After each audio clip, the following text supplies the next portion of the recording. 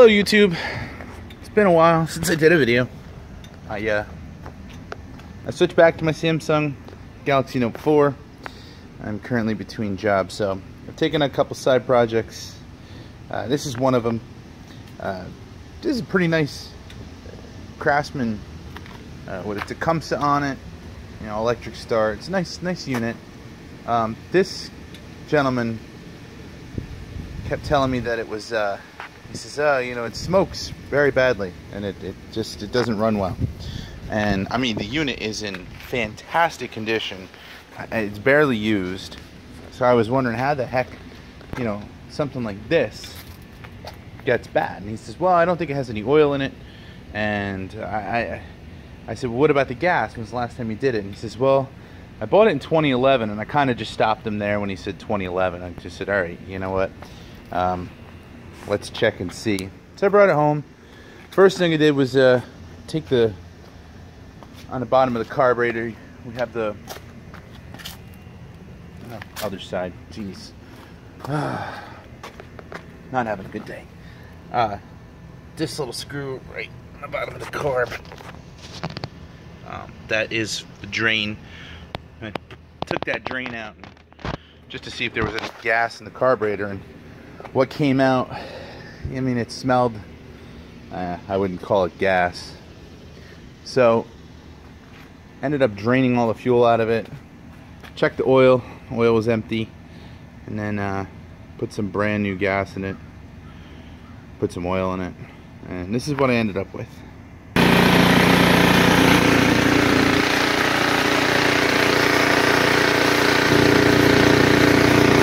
Sometimes it's the simplest things.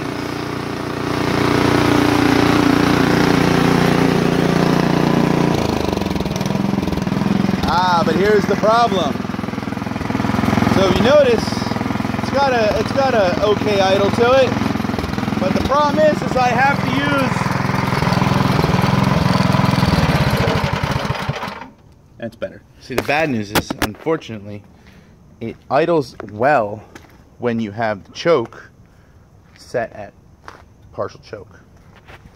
Which means, if you know anything about these stupid carburetors on these stupid mowers, see how I'm angry? That means that the idle circuit has blocked ports. Which means we have to run it slightly rich under part choke in order to keep it from hunting and sputtering. So this is going to end up being a dirty carb.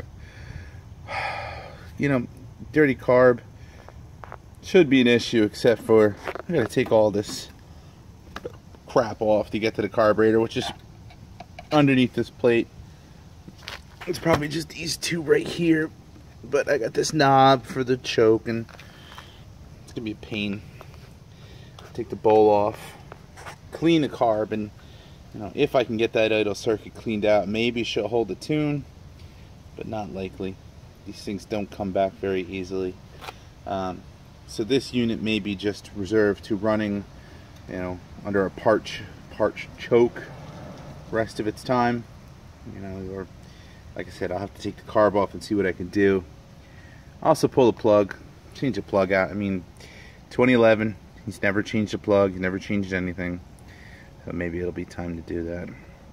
But otherwise, that's a quick fix for these snow throwers, snow blowers. You buy them for a season, and sometimes you have snow and sometimes you don't. And if it doesn't get used, it gets forgotten about. Now this one, as a great example, sat in a garage. It's been well taken care of. I mean, the tires are almost brand new, and this is a 2011. So it's probably seen 2, maybe 3 snowstorms. I doubt it was used.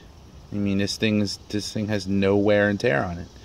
So for this guy, leaving it in the garage was just fine. You know, he just left it there, and it was, hey, it's out of sight, out of mind. But the problem is that his gas turned to crap, and you know, his carburetor, what he had left in it, turned to crap, and now you've got this brand new shiny unit that is all gummed up, you know, where you can't see it.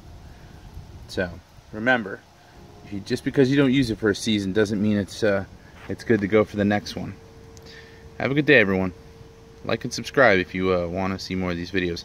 I'll do an update to this when I finally figure out what I'm going to do with it. I'm going to contact the customer and see if he wants me to dig into it, or if he just wants me to show him how to run it under partial choke and see how it works.